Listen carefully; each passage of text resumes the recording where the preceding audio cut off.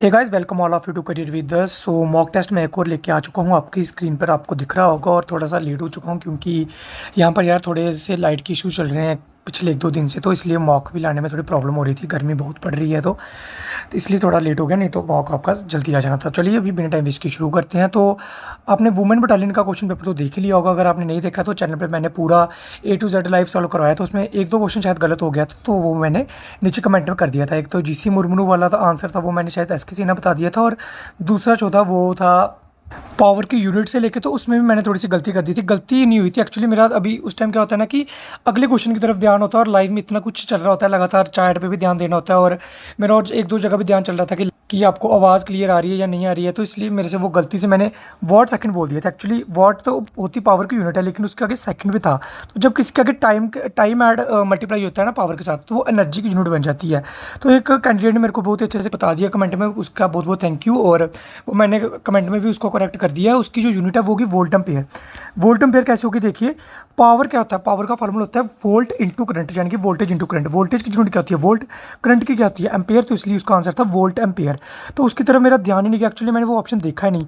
जैसे मैंने वॉट देखा बस मैंने वॉट लगा दिया। उस टाइम पे बच्चे कुछ कमेंट भी कर रहे थे कि सर आपका गलत है, लेकिन मैंने जल्दी जल्दी में वो फिर देखा ही नहीं, तो उसके बाद आगे बढ़ गया क्वेश्चन पे। तो आज वो आप करेक्ट कर लो, ठीक है। तो चलिए बिना टाइम वेस्ट किए फर्स्ट क्वेश्चन शुरू करते हैं। और आपने देख लिया कि किस लेवल का एग्जाम आ रहा है, तो मैं भी अभी उसी लेवल का रखने की कोशिश करूंगा, उसके ऊपर ही जाने की कोशिश करूंगा, नीचे नहीं रहने वाला है। तो चलिए बिना टाइम वेस्ट किए फर्स्ट क्वेश्चन शुरू करते हैं। तो आपको पता है कि मेरा मॉक किस लेवल का होता है। तो फर्स्ट क्वेश्चन देखिए, अचवल Mughal garden is located at, कहाँ पर है अचवल Mughal garden, very very important है। कहाँ पर है ये बताइए। सबसे पहले आपको पॉज करनी है वीडियो, आंसर देना, और उसके बाद वीडियो को देखना है कि अगर आपको आंसर ना आए तो इसका आंसर ऑप्शन नंबर सी है, हमें अनंतनाग में देखने को मिलता है। श्रीनगर में लगा के नहीं आ जाना, माना कि श्रीनगर में बहुत सारे मुगल गार्डन देखने को मिलते हैं, शालीमार बाग, निशात गार्डन, चश्मे शाही, सारे वो मुगल पार्क हैं। लेकिन ये जो अचबल गार्डन है ये हमें अनंतनाग में देखने को मिलता है, ठीक है। श्रीनगर का आपको मैंने बता दिया काफ़ी बार, ठीक है। बांदीपुर में हमें वुलर लेक देखने को मिलती है, क्या देखने को मिलती है वुलर लेक। तो डोडा में हमें क्या देखने को मिलता है, डोडा में हमें एक तो चंडी मचेल माता टेम्पल काफ़ी फेमस है, और दूसरा हमें देखने को मिलता है जैरत जैन शाह हजरत, ठीक है। तो ये हमें एक मॉस्क भी देखने को मिलती है डोडा में, वेरी वेरी इंपॉर्टेंट। आगे बढ़ते हैं। दानीश्वर इज लोकली कॉल्ड एज, दानीश्वर जो है वो उसको लोकली क्या बोला जाता है, ठीक है। तो बताइए फटाफट। अमरनाथ को दानीश्वर बोला जाता है, बुड्ढा अमरनाथ, छोटा अमरनाथ या नन ऑफ दिस, इनमें से कौन सा आंसर होगा। तो आई थिंक आपने अभी लगा लिया होगा कि आप वीडियो को पॉज करके आपने सोच लिया होगा कि क्या आंसर है। तो इसका आंसर ऑप्शन नंबर सी, छोटा अमरनाथ। छोटा अमरनाथ हमें कहाँ पर क्या बोलते हैं, हमें दानीश्वर बोलते हैं, ठीक है। उसके बाद बूढ़े अमरनाथ की बात करें तो ये हमें देखने को मिलता है पुंछ में, ठीक है। अमरनाथ को सभी को पता है अनंतनाग में देखने को मिलता है। चलिए आगे बढ़ते हैं। चरारे शरीफ सेक्रेड मुस्लिम श्राइन पॉपुलरली नोन एज, तो क्या बोला जाता है इसको फटाइए फटाफट। A, B, C या D इनमें से बताइए किसको बोला जाता है चरारे शरीफ, जो एक सेक्रेड मुस्लिम श्राइन है। तो ये बोला जाता है हज़रत शेख नूरुद्दीन वाली को। किसको, हज़रत शेख नूरुद्दीन वाली को क्या नाम से जाना जाता है, चरारे शरीफ, एक जो सेक्रेड श्राइन है उसको पॉपुलरली किस नाम से जाना जाता है। तो ये है हज़रत शेख नूरुद्दीन वाली, ठीक है। हज़रत बल मस्जिद के बारे में मैंने आपको बताया हुआ है, ठीक है। उसके बाद अगर नीचे देखें तो हरवन गार्डन, हरवन गार्डन कहाँ पर देखने को मिलता है सबसे बताइए फटाफट कमेंट में। ये भी मैंने आपको बताया कि ये सारे मैंने आपको बताए हुए हैं पिछली वीडियोस में, तो ये मैं बार बार रिपीट नहीं करने वाला हूँ। हरवन गार्डन के बारे में मैंने आपको अच्छे से बताया, ठीक है। उसके बाद अगर देखें तो Shergarhi fort built by, Shergarhi fort किसने बनाया था, फटाफट आंसर करके बताइए मेरे को कमेंट सेक्शन में, ठीक है। उसके बाद ही वीडियो को देखना है। तो ये बनाया था बी ऑप्शन, अमीर खान जमशेर ने। किसने, अमीर खान जमशेर ने ये बनाया था शेरगढ़ी फोर्ट, ठीक है। उसके बाद अगर जहांगीर की बात करें तो जहांगीर ने मुगल गार्डन्स बनाए हैं कश्मीर में, सभी को पता है, बहुत बार हो गया रिपीट ये। सुल्तान ज़ैनुलब्दीन की बात करो तो इनको अकबर ऑफ कश्मीर बोला जाता है, ठीक है। बुड मशीद बोला जाता है, ठीक है। बुड बादशाह बोला जाता है, ठीक है। ये सारा याद रखना है। उसके बाद अट्टा मोहम्मद खान की बात करें तो उन्होंने हरी पर्वत बनाया था, ठीक है। हरी पर्वत जिसके राउंड जो वॉलिंग है, जिसके राउंड जो वॉल बनी है वो किसने बनवाई थी, अकबर ने बनाई थी, ठीक है। अकबर ने बनाई थी। और ये अट्टा मोहम्मद खान किसके टाइम पीरियड पर गवर्नर थे यहाँ के कश्मीर के, तो ये थे शाह सूजा के टाइम पे। किसके टाइम पर, शाह सूजा के टाइम पर ये अट्टा मोहम्मद खान जो है वो गवर्नर थे, अफगान डायनेस्टी से बिलोंग करते हैं। और ये बेस्ट जो थे गवर्नर थे, सभी गवर्नर्स में जो बेस्ट थे वो अट्टा मोहम्मद खान ही थे। बाकी जितने भी थे वो सारे की सारे जब क्रूल और यानी कि आप बोल सकते हो कि जिन्होंने लोगों को परेशान करा था। उसके बाद आता है अगला question, what is the unit of electric power. तो ये मैंने इसलिए डाला था क्योंकि मेरे से वहाँ पर गलती हो गई थी, तो इसके बारे में मैंने आपको बता दिया कि इसका आंसर क्या होगा, वोल्ट एम्पेयर होगा। ठीक है, किलोवाट आवर किसका होता है, किलोवाट आवर एनर्जी का होता है। वॉट सेकंड की बात करें, ये भी एनर्जी का होता है, एम्पेयर सेकंड की कोई यूनिट ही नहीं होती। ठीक है, आगे बात करते हैं। Pushkar lake located in which state, very very important. Pushkar lake काफ़ी ज़्यादा फेमस है, यहाँ पर हर साल पुष्कर मेला भी लगता है, जिसको चलिए मैं हिंट के लिए बता देता हूँ कि इसको कैमल मेला भी बोला जाता है। ठीक है, तो अभी आपको पता चल गया होगा कि कैमल मेला यहाँ पर होगा, वो कौन सी स्टेट होगी। तो बताइए पुष्कर हमें लेक कहाँ पर देखने को मिलती है, ये हमें देखने को मिलती है राजस्थान में। ठीक है, आपको पता चल गया होगा राजस्थान में कौन सी डिस्ट्रिक्ट में, अजमेर में। कहाँ पर, अजमेर में हमें ये पुष्कर लेक देखने को मिलती है, काफ़ी सेक्रेड लेक ये मानी जाती है। ठीक है, उड़ीसा में बात करें, उड़ीसा में कौन सी लेक देखने को मिलती है, चिल्का लेक, इंडिया की सबसे बड़ी। कौन सी लेक है बताइए, इंडिया की सबसे बड़ी लेक तो है, लेकिन कौन सी है, ब्रैकिश वाटर लेक। कौन सी, ब्रैकिश वाटर लेक है Chilka lake. Fresh water lake कौन सी है, वुल्लर लेक, ये मैंने आपको बताया हुआ है। ठीक है, JNK के लेक्स के बारे में मैंने बता रखा है आपको, वुल्लर लेक देखने को मिलती है, दल लेक के बारे में काफ़ी ज़्यादा बता दिया हुआ है। ठीक है, तो ये सारा आपको याद रखना है।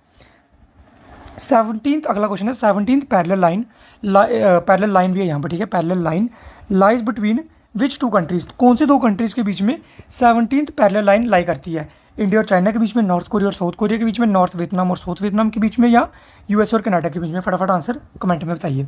तो ये देखने को मिलती है हमें नॉर्थ वियतनाम और साउथ वियतनाम के बीच में 17th पैरेलल लाइन।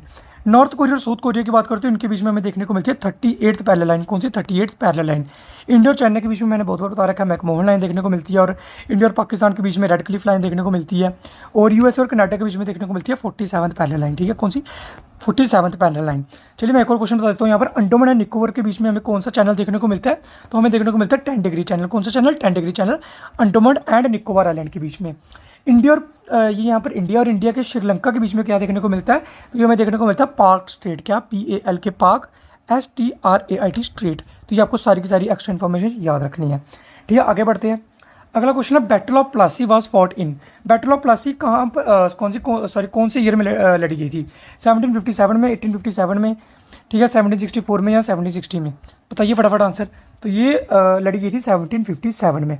ठीक है, किन किन के बीच में लड़ी गई थी, तो ये लड़ी गई थी ब्रिटिश जो कौन थे बताइए फटाफट, ब्रिटिश थे जो रॉबर्ट क्लाइव। ठीक है, कौन थे, governor general Robert Clive versus किसके बीच में हुई थी, ये मैंने आपको बता रखा है, सिराजुद्दीन-औला। किसके बीच में, सिराजुद्दीन-औला जो कि बंगाल के नवाब थे। ठीक है, ये होगी बैटल ऑफ प्लासी। उसके बाद 1857 की बात करें तो हमें रिवॉल्ट देखने को मिलता था, ग्रेट रिवॉल्ट ऑफ 1857। सभी को मैंने अच्छे से पढ़ाया था, काफ़ी डिटेल में पढ़ाया था इसके बारे में। ठीक है, फर्स्ट मटायर कौन रहे थे 1857 रिवॉल्ट के आंसर में, फटाफट बताइए।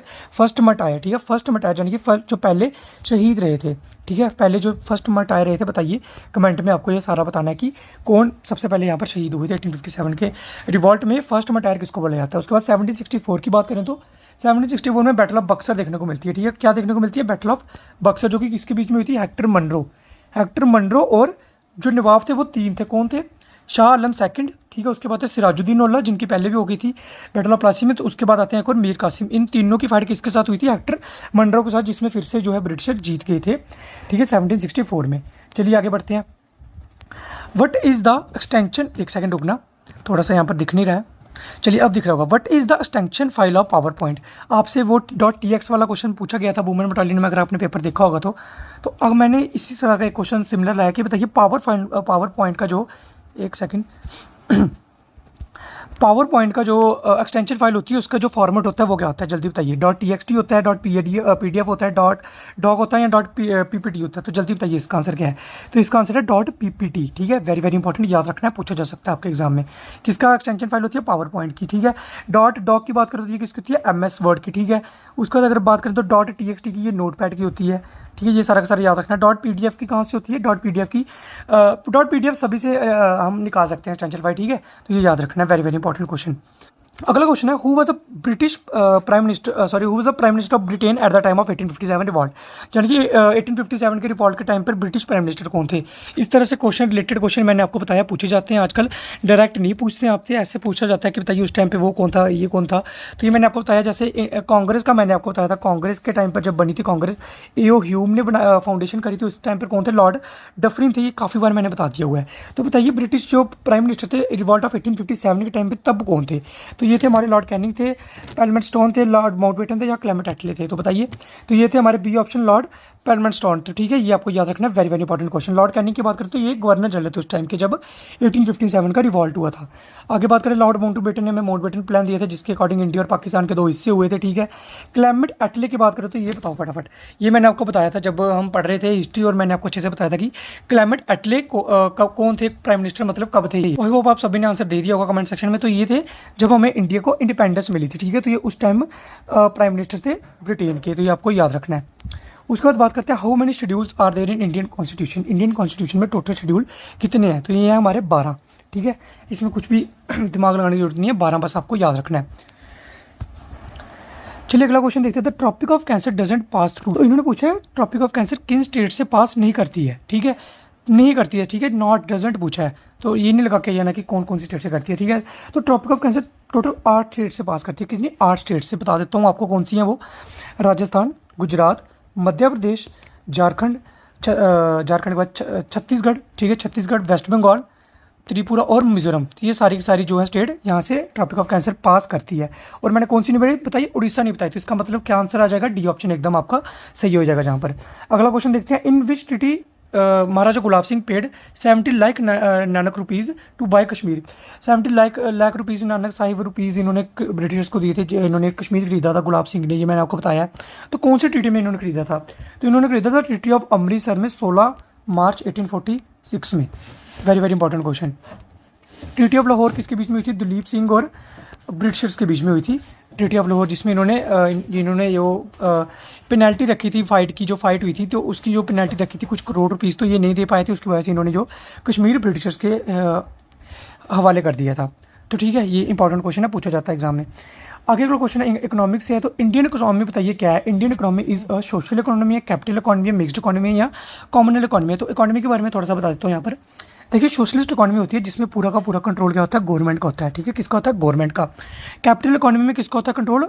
प्राइवेट सेक्टर का। ठीक है, प्राइवेट सेक्टर का। मिक्स्ड इकोनॉमी में किसका कंट्रोल होता है? गवर्नमेंट प्लस प्राइवेट सेक्टर का, यानी कि दोनों के दोनों यहाँ पर इन्वॉल्व रहते हैं। कॉमनल सेक्टर की बात करें तो कॉमनलिज्म की यहाँ पर बात करें तो वो होता है एक्सट्रीम सोशलिज्म। क्या होता है एक्सट्रीम सोशलिज्म? यानी कि जो सोशलिस्ट इकोनॉमी के भी ऊपर चले जाए, जब मतलब कि जब सोशलिस्ट इकोनॉमी एक्सट्रीम पे चले जाए, जैसे नॉर्थ कोरिया आज की डेट में एग्जांपल अगर देखो थोड़ी बहुत, तो वैसे वो भी पूरी तरह से कॉमनल नहीं है, थोड़ी बहुत उनको भी बाहर से वो ट्रेड करते हैं बाकी कंट्रियों से, लेकिन अगर एग्जाम्पल देनी हो तो वो हम बोल सकते हैं कि वो एक कॉमनल इकोनॉमी है।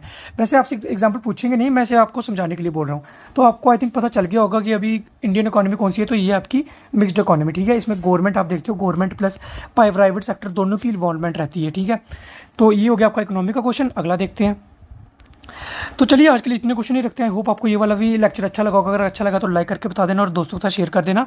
ऐसे ही मौका आपके लिए आते रहेंगे जब तक आपका एग्जाम नहीं होता है। तो अगर आपको ये सीरीज़ अच्छी लग रही है तो थोड़ा सपोर्ट करो, और चलिए मिलता हूँ आपसे ऐसे ही नई वीडियो में। तब तक लिए bye bye, take care and all the very best for your upcoming exam.